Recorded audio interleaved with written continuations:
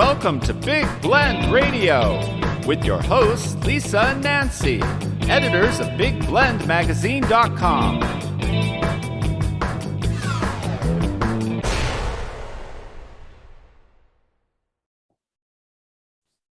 Hey, everybody. Welcome to Big Blend Radio's second Friday food, wine, and travel show with the International Food, Wine, Travel Writers Association. So every second Friday, you will find Nancy and I here on Big Blend Radio chatting with travel writers, food writers, wine writers, authors. It is really cool. We get to go around the world, across the country. And I encourage you to go to their website, ifwtwa.org, and follow them on social media because you will really get a taste of the world. It's really cool. So today we're very excited. We're going to welcome Amy Bizzarri on the show. She is an author, a travel writer, a teacher, a tour guide, a certified wine expert, and I'm not joking. She's a mermaid. That is true. I am a mermaid. Yes. Yes. Does that come with the wine? How? Yeah. I know. It sounds like I may have become a mermaid while drinking too much wine, but no, in fact, I trained with the Weeki Wachee Mermaids, and that is a troupe of mermaids at a mid-century attraction in northwestern Florida. I don't know. Have you heard of the Weeki Wachee Mermaids? The Weeki Wachee, yes. So Weeki Wachee Mermaids, they were a huge thing in the 1950s. And I found out that you can go there and train alongside them. And I spent 3 days swimming in this incredible Florida spring with the mermaids. So I just gave myself the title. I'm a mermaid. Well, that's cool. But, there's a lot of that is to let girls know that they can be beautiful and strong, and it's like girls empowerment. Yes. It's an incredible. It was an incredible experience. If you are ever in that corner of Florida, make sure to check out the Weeki Wachee Mermaids. They are still performing. It is a cool theater next to a spring, and it's really incredible. Where? Because we've been in Northwest Florida all last year, up and down. We keep going there because we like the springs and the swamps. Yeah. But you don't want the mermaid to meet the gator, but it could happen. No. Yeah. Lots of gators, manatees. Yeah. And it's so beautiful. It's great. That's cool. Corner of Florida. Yeah. So did you have a mermaid tail? I did. So Cool. every day I needed to put on flippers, and over the flippers, I would put my mermaid tail on. Cool. It was very cumbersome. I bet. Getting into the water, but once I was in the water, I felt incredibly free and really, it's incredible. The only problem was that spring water is very cold. So that was my only issue. Yeah. Could have been a little bit warmer, but yeah, it depends on the time of year too, But you're based up in Chicago, and I think this is so cool. You've written a number of books on Chicago, but your brand new book is coming out in May. What was it? Yes. May 16th. So right after That's this right. airs. Cool. So everybody, it is called Iconic Hollywood Dishes, Drinks, and Desserts. It is awesome. This takes you to classic Hollywood, and some of the drinks and recipes. I was like, oh, no way. I didn't know the Shirley Temple came from there. Yeah, there's so many things. It's all through American Palette. So I encourage you to follow Amy. You're on Instagram is the main place, right? Yeah, that's my main place. And my articles appear everywhere, but I'll usually share on Instagram and let people know when I have an article coming up too. Yeah. Awesome. And for the book, people can pre-order it as well through Amazon. You can pre-order it on any online bookseller or at your local bookstore, or pre-order it at your library. Make a request for it. Cool. Yeah. So this is your fifth book. And you're racking them up, and your tour guide. So you've done a lot on Chicago. What led you to go, now I'm going to go to Hollywood and geek out on the recipes and the Hollywood glam? Yes. So I am also an aspiring screenwriter. So I have I've spent a lot of time in Los Angeles. I attended a lot of Writers Guild events, the Screenwriters Association events. courses and networking events. And I was just inspired about the culinary history of Los Angeles. My previous book was Chicago's iconic dishes, desserts, and drinks. And I thought, I need to follow this up with a Los Angeles dishes, desserts, and drinks book. And what sets my book apart is that all of the recipes I feature, all of the dishes, desserts, and drinks that I feature are born in LA. So they are from Los Angeles, tried and true Hollywood recipes.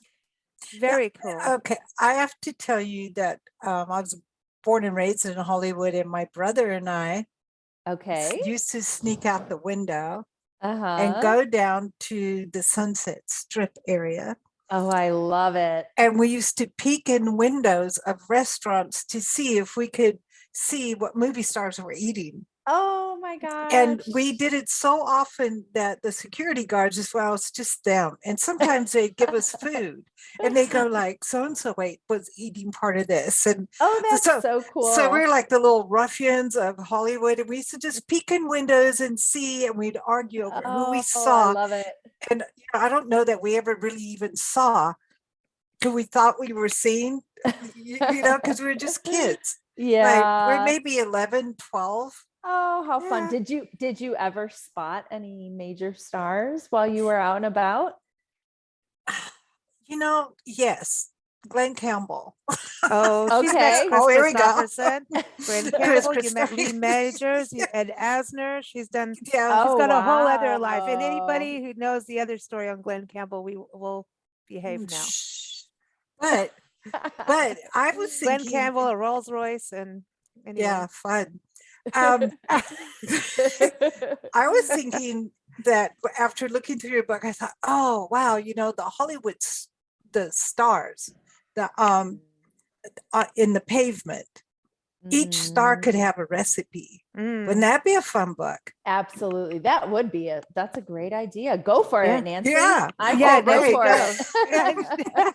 But this, what's really cool is it really digs into the history, and like there's, you've got the Jello thing going on Yeah. in there. I couldn't believe it. I was like, no, you did not put the Jello thing in there. There was that I gross call it recipe. the Jello thing. Oh Yes. no. The moving dish. Yes. Mm. Yes.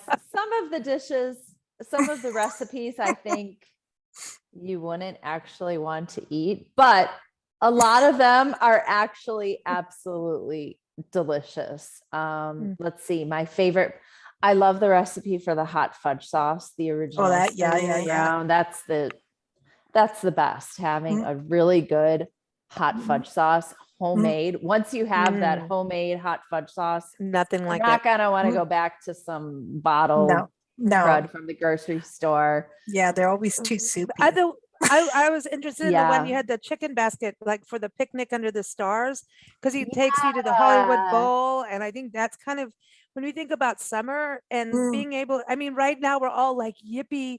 I don't know what's going on in Chicago, but music is back out, and Yeah. we want back to our summer concerts. And I think that is like a cool dish that people could do. Yes, here in Chicago, we have Ravinia, which is an outdoor amphitheater, and it's finally back on. And actually, my big task this week, one of the many tasks in my life, is to purchase tickets to see Stevie Nicks. She is coming to Ravinia, and I can't wait. You're gonna have to make chicken. I know. I think I'm going to make the Hollywood Bowl spicy chicken in a basket. I know. I like this. It's a great recipe to bring to a picnic. It's really, an Cool. old, it's a 1950s, 1940s recipe. I think a lot of people don't think to make, that type of recipe, but it's so good. It's perfect for a picnic outdoors. So Yeah, I think chicken's your always dog good. wants the chicken. I The know. dog- I was the gonna say it's spicy your dog this chicken, he time. goes, Normally "Where's-" it's us with the dogs. But it's so funny. We're all wearing headsets, and Jessie, the dog we're taking care of, actually can hear your dog. And she's Oh my jumping up. So you never gosh. know. I think maybe it's the chicken. I don't know. Oh my gosh. Hopefully, But maybe they Hope wanna calms play. down now.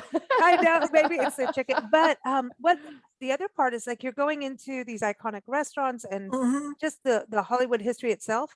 but you're also Mhm. showing diversity of the people, of the cultures. You've got the tortillas, you've got sushi, so that was the Yeah. other part I thought was kind of interesting about the book. Yeah, I learned so much as I wrote this book. Like Mhm. tortilla chips, who thinks somebody invented tortilla chips? And that was Rebecca Carranza, who had the smart idea that launched her family into wealth, to save the scraps from her tortilla machines, fry them up and sell them in bags. And Mm. who doesn't love tortilla chips? It's an Yeah, American really. classic, born in Los Angeles. Mhm. I was gonna Also, make it. We've got all these tortillas. I'm like, I'm gonna do that. Then I thought, hot oil, and we're pet sitting in someone's house. Maybe yeah, that is not a good that might not be a good idea. idea. But when you're doing this, how did you get the recipes and I mean, you've got historic photos in there, which is really cool. But did you have to contact the restaurants, or are they out there in libraries, or? For most of them, I researched. There is a lot of research out there for individual restaurants. Many of them had cookbooks back in the day, so I researched historic cookbooks. For example, Madame Wu, who Mm, invented Chinese chicken salad, Mm. Wu's beef, she was the first celebrity chef. She drove around in a Rolls Royce that said Madame Wu, MMME, and then she met Glenn Wu. Campbell too. Then. Uh-uh. Yeah, she was driving around town in her Rolls Royce, and she He would was have the been first. 12. She was the first sort of celebrity cookbook author. So she Mm. Oh had wow. published a cookbook back in the day, back in the early 60s. So I pulled from that cookbook, and I had to modernize many of the recipes for the American palate. Oh. Okay. Oh wow. For the So you actually made contemporary them. palate. I'm Well, sorry. you're also you're training to be a sommelier as well, right? So, or you are one. Yeah. Where are you? Because I'm thinking So about your food, wine, and now you're cooking the recipes. You're not yeah. just So as I publishing was them. writing this book, I thought I'd really like to be able to talk more about wine. I love wine, but I don't really have the vocabulary or the experience. So I started the WeSet certification process, which is the Wine and Spirit Education Trust. Mm. And I graduated from levels 1 and 2. I'm working on level 3. So I am not a master sommelier. I am nowhere near a master sommelier, but it has been a wonderful, great opportunity for me to learn more about wine and write with a little bit more authority and Mm, understanding when I cover mm. wine. So That's does it great change your homework. Yeah, yeah, good Yeah. homework for sure. Yeah, But absolutely. did it help you with the recipes in regard? Does it change your palate for food too by learning more about wine? Absolutely. Not so much for this book, but Mm. as my writing continues to develop in culinary history, most of the Hollywood recipes are very American. Mhm.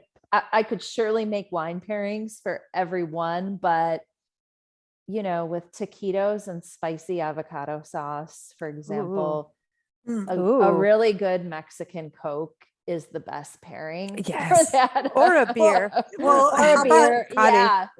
how Toddy. about pairings for movie stars? Mm. Ooh, That'd be yeah, fun. that would be fun too. That's a good Mm. idea. See, Like, Mae West would have to have something spicy. She'd like no matter what.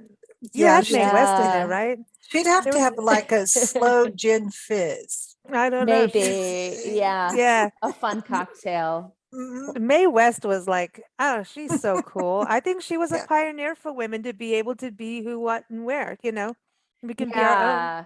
Yeah, I included her in a little bit of her in the Ladies Who Lunch chapter. So Mm.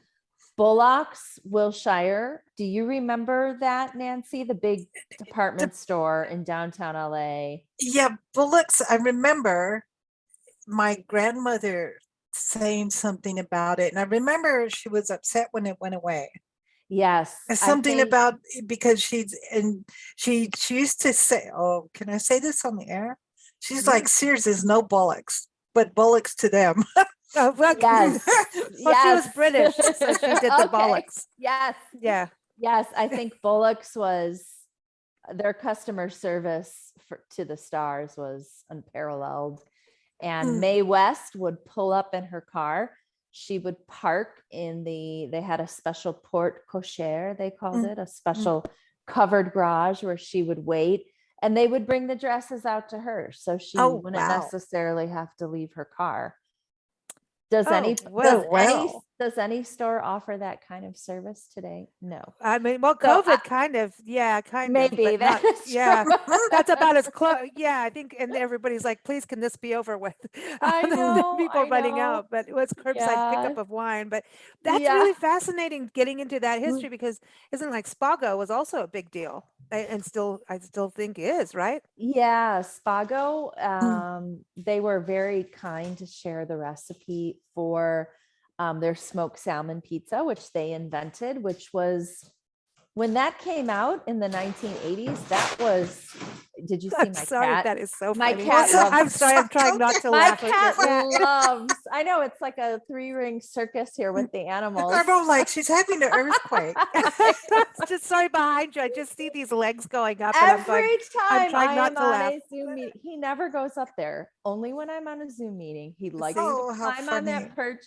He sits up there, and if he comes back again, I'll get him on camera. This is great. I love it. It's at least it's not us this time. It's like, okay, I'm enjoying this. Normally, I mean, in a few months, it could be a donkey on the podcast. I love it. So there's going to be a donkey. Well, I think this is normal. I love donkeys. I love it. Rock, right? Donkeys rock. But I think listen, we record things on site. I mean, anything can happen anywhere, and if everything was perfect and non-animally, it would be really boring. It just isn't, right? But we can have Mr. Luke. We can have Mr. Luke on the radio show. Since that's the donkey's name, we can do a radio show with him. Yes, we will. We'll do a donkey show for sure. Well, that sounded bad. That sounds really bad. That did not sound good. Okay, let's go back. Oh, you said salmon. No wonder your cat got excited. Maybe that was it. You said chicken for the dog, salmon for the kitten. Okay, so salmon was Spago. So back to that before my cat so rudely interrupted me.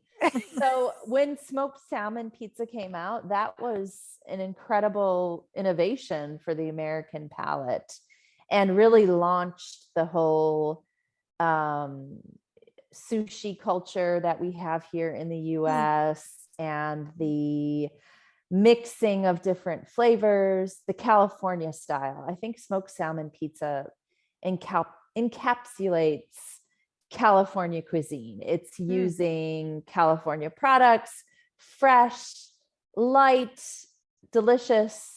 Smoked salmon pizza's a classic, and it's not that difficult to make at home.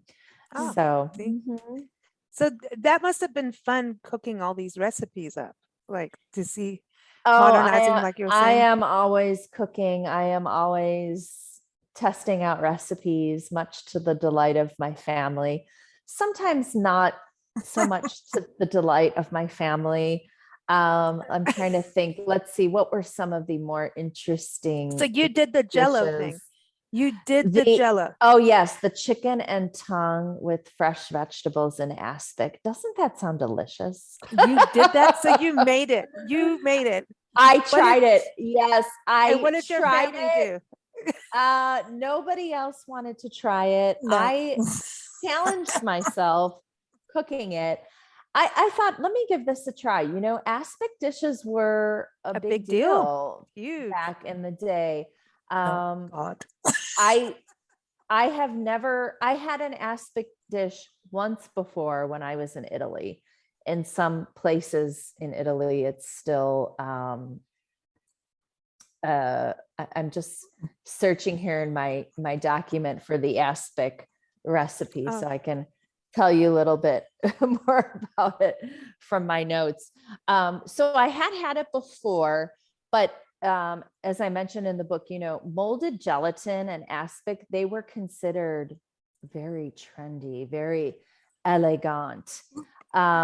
Refrigerators in the home were very expensive until the late 1950s. Only you know, very wealthy people would have a fancy refrigerator in the home, and gelatin molds, they required refrigeration to set. So they were a status symbol. You were serving Jello, a gelatin mold, you were on trend. Hard to believe, but yes. And in October 1934, General Foods sponsored Jack Benny. They created a recipe booklet with every kind of Jello recipe under the sun. And the Brown Derby introduced one of these aspic recipes to their menu, and that was chicken and tongue with fresh vegetables in aspic. No. And I challenge my readers, rescue this dish from the brink of extinction and dare to test it against modern day taste buds. Did for the holiday season. No, I have to say, my Aunt Mona made what she called her Halloween aspic. It's orange Jello with floating pieces, chopped up olives, pineapple, celery. It was the most disgusting thing I've ever tried to eat. I can't even look at them. But but you know, then England has trifle, so I wonder if they started it, like just because of the wobbly part. But trifle's got custard, which you so love, Lisa. All right, I can't. Let's go back to the fudge. I'm going to be honest. I know. I want to go back to the fudge. Savory Jello doesn't do it for me. But at the time your aunt was serving it, it was considered a very elegant, delicious dish. It looked like a fish tank with things floating. Right? But it does look disgusting as well. Okay, but what about all the cakes? You have a bunch of cakes. Chiffon cakes seem to be like the big deal of Hollywood. Yes, chiffon cake is the one cake that was invented in Hollywood. It was considered the first new cake idea in 100 years. And chiffon cakes were the signature dessert of the Brown Derby, which I mentioned quite often. The Brown Derby was the original celebrity hotspot restaurant. It was the cornerstone of their establishment. They were famous for their Cobb salad and then their classic chiffon cakes, chocolate chiffon cake, orange chiffon cake, walnut, and plain chiffon cake, as well as grapefruit chiffon cake. Grapefruit chiffon cake was the most requested of all at the Brown Derby. It was created for gossip columnist Luella Parsons, who held court at the Brown Derby. She would sit there, take notes. That was where all the celebrities came. It was a great place to eavesdropping, catch all the gossip. People were literally signing movie deals on the spot there, introducing new stars to Hollywood there. So according to the Brown Derby, Luella was overweight. She held her weekly staff meetings at the Derby, and she threatened to move her meeting if they did not come up with a less fattening dessert. And she told them, put grapefruit on it. Everybody knows grapefruit is less fattening. Well, I don't know if adding grapefruit to a chiffon cake makes it less fattening, but maybe it makes you feel less like you're indulging in something. That's so That's funny. like, oh, I'm losing weight. That's all that counts. It's eating my fat as I eat the cake. Exactly. Right? I love it, but I love the cake part of it because I think it's you can it's Hollywood is you can have your cake and eat it too. I mean, really, when you think about celebrity success and the whole trend of how Hollywood has grown, I mean, the moving pictures, look at the industry and how much money is generated from movies. Amazing. Not just for the movie stars, but for the writers, the musicians, and the town itself. And the towns, the filming locations, you know? Yeah, absolutely. Oh, I think you need to go to Atlanta next because of all the filmmaking going on in Atlanta. Oh, I would have love to it. do some Southern food. Oh, you know, I was in Atlanta in September. I took my daughter there for her birthday. I had not been to Atlanta for 20 years, and I absolutely loved Atlanta. And we had so much delicious food. Oh my gosh. One restaurant was better than the next. We loved it. I know. Mhm. And I'm just, yeah. I mean, I think this is such a cool thing of what you're doing because you're really bringing the nostalgia in. And the food history really tells you what's going on in a community, Mhm. the cultures that are living there. What are people doing in Hollywood is fascinating because it is so Mhm. multicultural with everyone moving there. Mhm. It's just got this, and Yes. it's fascinating. And then of course now we're going to be, stars, and now this whole business Mhm. thing happens. It's like Mad Men, and it's like it's just, yeah, and it's iconic, and it's something that people understand around the world. So I think this is going to be Yeah. a huge, huge, huge book for you. I really do. I think Oh, people thank around you the so world are going to much. want this, I appreciate the support. It was a very fun book to write. I And bet. as I wrote it, I couldn't help but to think, oh, I wish I had a time machine and I could travel back in time to Hollywood when it was in its infancy, maybe in the Mm, 1930s. mm, I think it must have been so incredible. Like you said, nobody was really a native of Los mm. Angeles in the early days of Hollywood. People yeah. came from all across the country, all around the Hmm. world, and it made for an incredible creative place, both in the Yeah. film industry, in the Mm. restaurant industry, and sort of set the trends for the rest of the United States. It's like And but Vegas and being mm, so close to LA and Palm Desert, Palm Springs. I mean, those connectivity points. I mean, so the Mhm. food in LA had to go out to the desert, you know? Absolutely. A lot of the restaurants in Hollywood inspired all of the hot celebrity, glamorous well, restaurants that that's popped up I across the country. it's true. Mhm. See, Hollywood had true glamour, and I don't think it has it any longer. Mm. But there was that one Eh, era of how the women dressed, how the men dressed, how they treated oh, each other in public. There was yes. a um, now I don't know, maybe because the media is so much over everything and you see everything everywhere. But Probably because there was a lot of like they uh, dressed, they dastardly things going on in early Hollywood as but they well, but but it was so glamorous and yeah, they Mm. dressed the part. They mhm. really dressed. I mean, our stars dress for award shows, but they do just walk down the street trying not to be recognized. So Yeah, it's not the same. absolutely. Early Hollywood they Yeah. really knew how to party as Yeah, well. that's And true too. Hmm. going out to the clubs, Mm, there were so many clubs, so many mm, celebrity restaurants. One club that I would love to travel back in time was the Ambassador Hotel mm, in Mm. downtown LA. mm. And Oh, yeah. there was a famous dance club there. And How it fun. was, just it must have just been incredible. Mm, The nightclub was called the Coconut Grove. Hmm. yeah. And just every night there was a crazy, wild and crazy night. Mm, But everybody was dressed so elegantly yeah, Yeah. compared to today. It's like, now, the exactly. umbrella Mm, cocktail was a big deal, when you think mhm, about it, not just Hawaii, but, Mhm. well, the Shirley Temple being formed there, you got to think here, like you said, it's the original mocktail. mhm. So Yeah, that was that's fun so you reading could about drink your Shirley Shirley Temple. Temple and then have your Lucky Strike candy cigarette.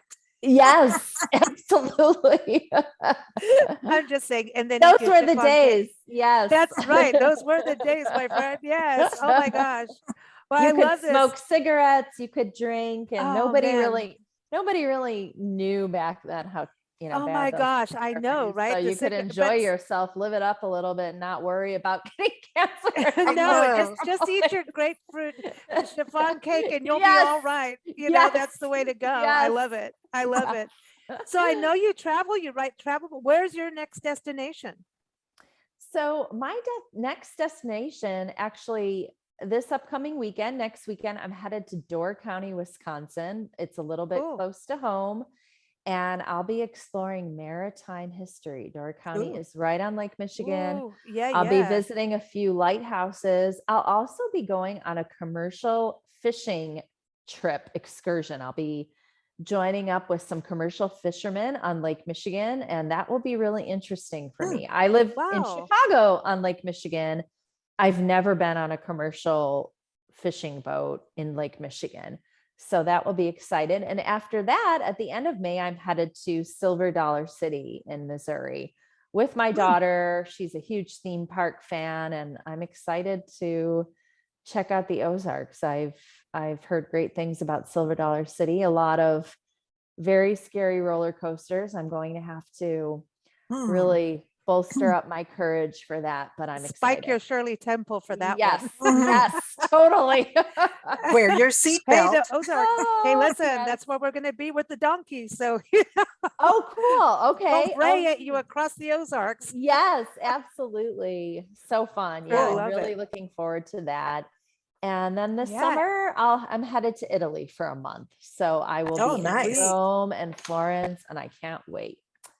Oh my That's gosh, and that nice. really ties back to your book too, because so much, if you think about Italian history going into LA and Hollywood, there's a whole bunch of that too. So that's a Yes. good balance. Yes. All of Absolutely. the Italian restaurateurs that made it big in LA, for Mm. sure. Mm-hmm. Excellent. Excellent. So Yeah. everyone, I want to give everyone the book name again. It is called Hollywood Dishes, Drinks, and Desserts. So get your grapefruit chiffon cake out now. Yes. Get ready to make it. Again, I it's could out on lose May weight 16th. now. I Yes, you know. can get Well, get it through American Palette. Go ahead. I'm going to give you the weight loss tip is to prepare a lot of the vegetables and tongue in aspic. That is the ultimate low carb dish. And you'll be And so it's the sick to ultimate- your I'm stomach, you'll dying. lose weight.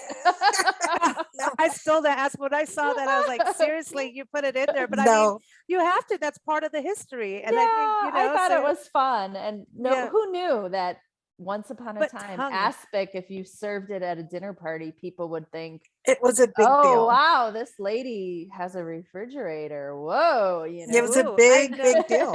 It went from being that, the ice, what do they call ice chest to the refrigerator? I La-di-da. know. But I mean, know, I have a visual fancy. thing. So when you say there's tongue in there, so I see No, like a don't. thing of Jello with an No, actual no, cow no. tongue Yeah, just no, planted it right is- in there. It is sort of And- minced. Mm-mm. But It's like still. blood pudding. Blood pudding. Oh boy.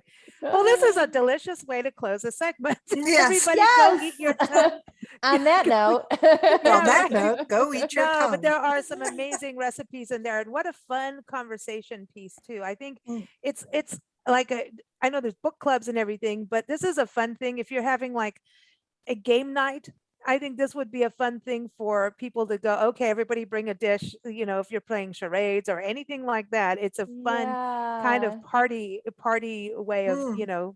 of doing It's a dinner. also, I suggest prepping some of the dishes for an Oscars night at home. If you're hosting Perfect. Mhm. Yes. a movie night, an old movie night, it's a fun way to dig into history, taste history. The best way to Yeah. enjoy history is tasting it. I'm with you. Mhm. I'm ready for some wine and some chicken now, but not the tongue. Not Yes. the tongue. Not the tongue. Not the doing tongue. the tongue. Everyone, again, it is out May 16th.